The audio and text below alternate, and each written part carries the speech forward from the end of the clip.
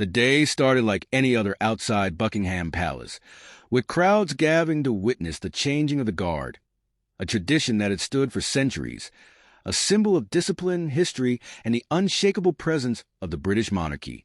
Tourists from around the world lined up, cameras in hand, eager to catch a glimpse of the immaculate red coats, towering bearskin hats, and the perfectly synchronized steps of the royal guards. Among the sea of fascinated onlookers was one man who stood out, not because of his admiration, but because of his utter lack of respect. He was a rich American tourist, dressed in designer clothes, sporting an arrogant smirk as he elbowed his way to the front, pushing past children and elderly visitors alike. His voice, loud and grating, carried over the murmurs of the crowd as he cracked mocking jokes about the guards, treating them like nothing more than a roadside attraction. "Look at these guys," he laughed, nudging his equally entitled companion. "Bet they don't even blink. Think they'd flinch if I yelled in their face." His friend, just as obnoxious, egged him on. "Nah, man, they're trained for this. But I bet they wouldn't do a damn thing if you really mess with them." That was all the encouragement the spoiled tourist needed. With an air of superiority, he stepped over the clearly marked boundary, crossing the invisible yet sacred line that separated honor from disrespect. The crowd gasped as he got within inches of one of the guards, towering over the motionless soldier who stood in perfect formation, his rifle resting against his shoulder, his expression unreadable beneath the brim of his bearskin hat. The tension was thick, but the tourist wasn't done. He began to taunt the guard, waving his hands dramatically, making ridiculous faces, trying to force a reaction. But the royal guard remained stoic, his training impenetrable, his duty unchanged. The tourists in the crowd began whispering, some outraged, some uneasy, but no one dared interfere. Then the unthinkable happened. The rich tourist, fueled by his own arrogance and a desperate need for attention, spat directly in the royal guard's face. The crowd froze.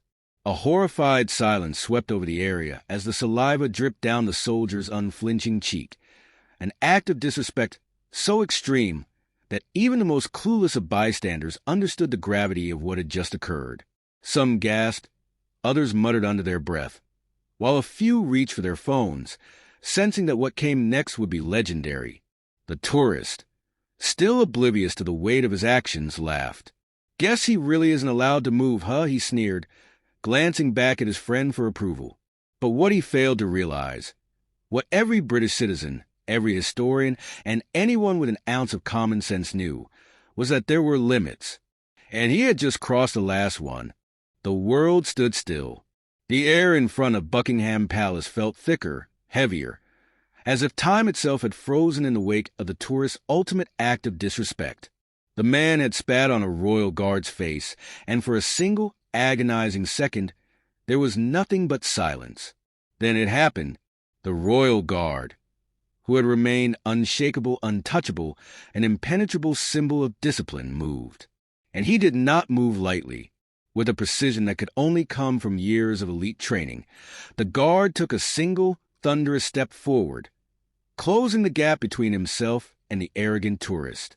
The clack of his polished boots against the stone pavement was sharp, authoritative, sending a shockwave of realization through the crowd. The rich tourist's smirk vanished. Before he could so much as blink, the guard raised his rifle, gripping it with both hands, and slammed the butt of the weapon against the ground, the sound booming like a gunshot in the stunned silence. "Step back." The voice that erupted from the royal guard wasn't just loud. It was commanding, a booming declaration of power that rippled through the air like an explosion. The force of his command was so intense that the tourist physically jolted back, his entire body stiffening with shock. The crowd gasped. This wasn't some theme park attraction. This was a soldier, a warrior, someone who had sworn an oath to protect the crown. And this arrogant fool had just violated the unbreakable code of honor. For the first time, fear flickered in the tourist's eyes. His once confident smirk had crumbled, replaced by a nervous, twitching expression as he took an instinctive step backward, as if his body finally recognized the danger he was in. But the guard wasn't done. The rifle that had been resting calmly at his shoulder was suddenly lowered, not in attack, but in warning. The polished metal gleamed in the sunlight as the guard adjusted his stance, his movements as precise and deliberate as a predator preparing to strike. The other royal guard stationed nearby also reacted. Though they had remained in position, their demeanor shifted, their postures tightening, their expressions unreadable beneath the towering bearskin hats. The rich tourist had no idea what he had just triggered, but the crowd did. Whispers broke out among the onlookers, some horrified, some exhilarated, all of them glued to the unfolding spectacle. "Did you see that?" someone whispered. "He actually moved. This guy's screwed." And then, just as quickly as it had escalated, the tension snapped. Two armed security officers, part of the Queen's Guard enforcement detail, emerged from the gates, their presence commanding instant authority. They weren't just standard security. They were there to protect the monarchy at all costs. The rich tourist tried to backpedal, his hands coming up in an attempt at mock innocence.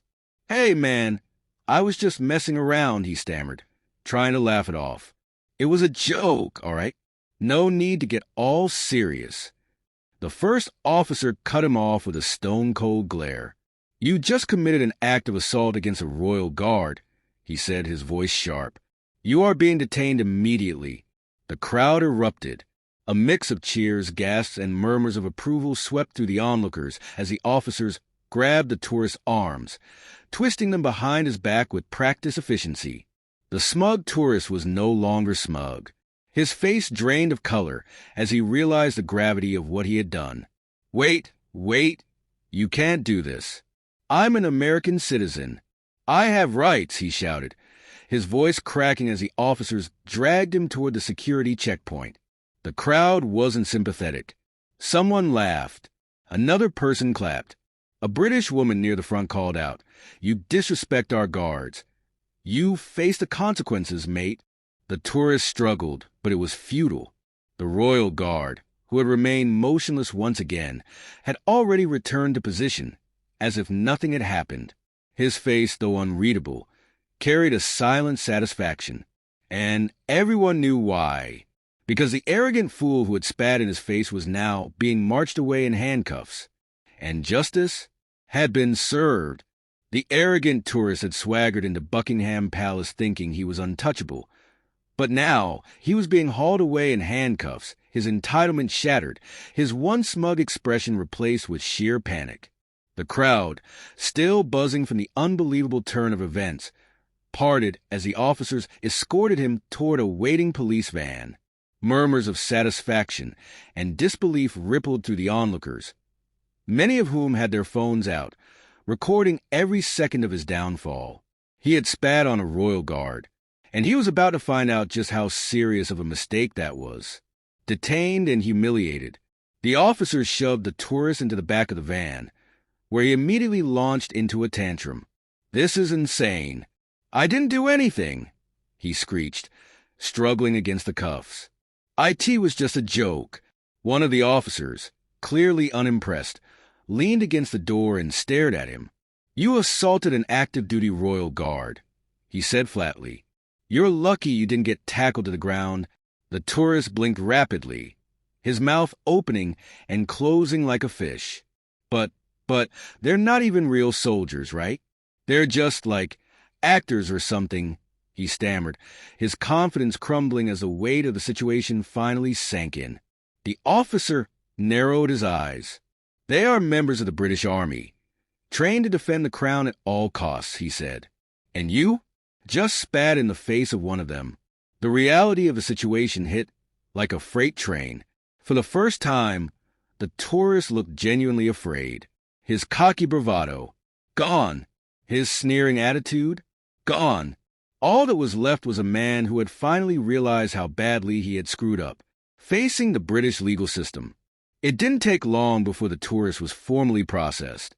Under UK law, assaulting a member of the Queen's Guard is a criminal offense, falling under the broader category of assaulting a public servant.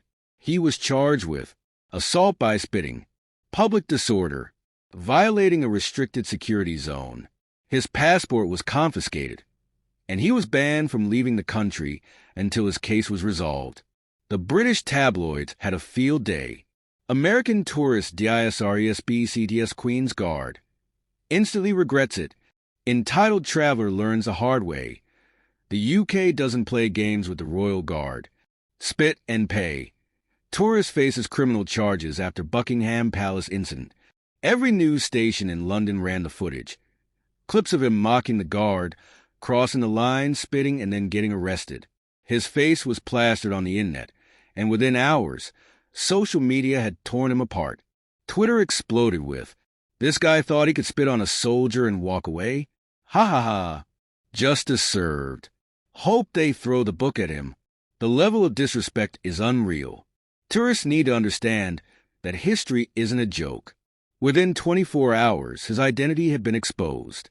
Turns out, he was the CEO of a luxury travel company, a man who had built his entire brand on his elite status and bragged about how he never followed rules. But now, his company's social media was flooded with angry comments. Customers canceled their bookings and his business partners distanced themselves. He wasn't just facing legal consequences. His entire life was crumbling. His court appearance, a broken man. 2 days later, he was dragged into court, looking nothing like the arrogant fool who had mocked the guard. His expensive suit did nothing to hide the fact that he was a broken man. He pleaded guilty to all charges, hoping for a lighter sentence. The judge, an older British woman with a razor-sharp gaze, wasn't impressed. "You, sir," she said sternly, "came to our country as a guest and proceeded to disgrace one of its most honored traditions. This court finds your actions to be deeply offensive, not only to the crown but to the people of Britain as a whole." He swallowed hard. "As such," she continued, "you will receive the maximum fine for your offenses, a 6-month suspended sentence, and a formal ban from re-entering the United Kingdom." The tourist paled. "Additionally," she added, "you are required to make a public apology to the Queen's Guard and the people of Britain." He had no choice. The public apology. Absolute humiliation. Days later, the former CEO turned international disgrace stood in front of Buckingham Palace again. But this time, he wasn't mocking the guards. He was reading from a prepared statement, surrounded by reporters. "I sincerely apologize for my actions," he mumbled, barely able to look at the cameras. "I deeply regret the disrespect I showed to the Queen's Guard and to the people of Britain. It was too little, too late."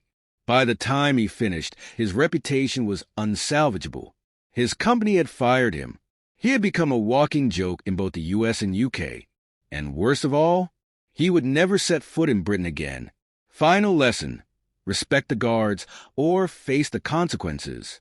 As he left the palace grounds, shoulders slumped, eyes downcast, a small group of British citizens stood by, watching. One of them, a man in his 60s wearing a Union Jack pin, shook his head and muttered, "Some people only learn the hard way."